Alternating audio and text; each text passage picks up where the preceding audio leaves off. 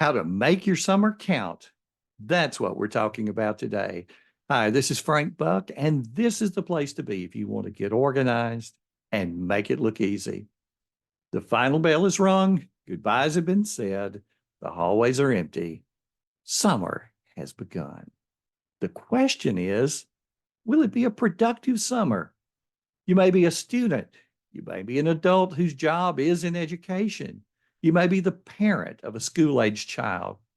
For just about all of us, the end of school and beginning of summer has a huge impact on our routines. For a huge percentage of our population, summer provides the largest block of discretionary time we'll have all year. So what will you do with it? Those first few weeks will go by like a flash.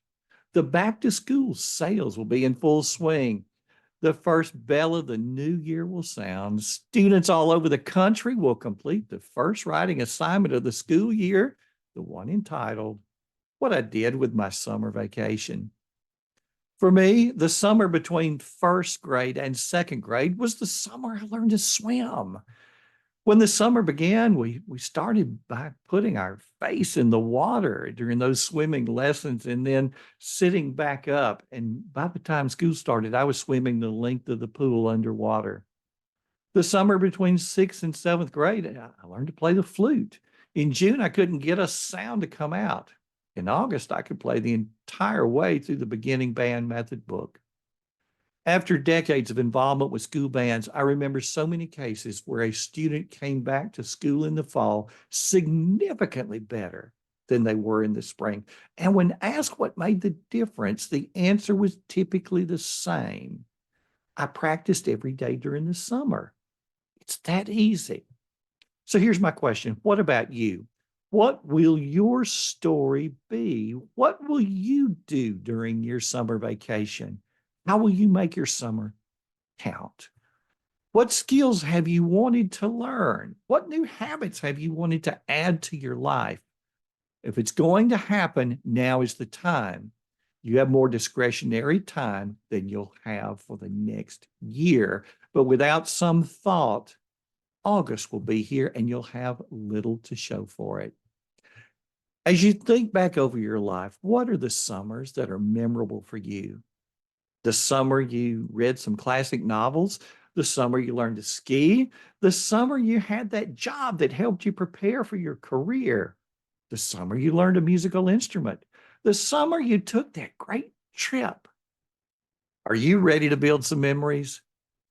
Here's an exercise. Start by taking a blank piece of paper and writing your own "What I Did During My Summer Vacation" letter.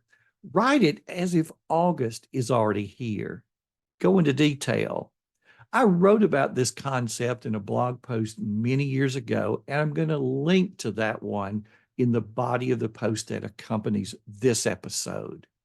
Next, take your well-crafted story and make a plan.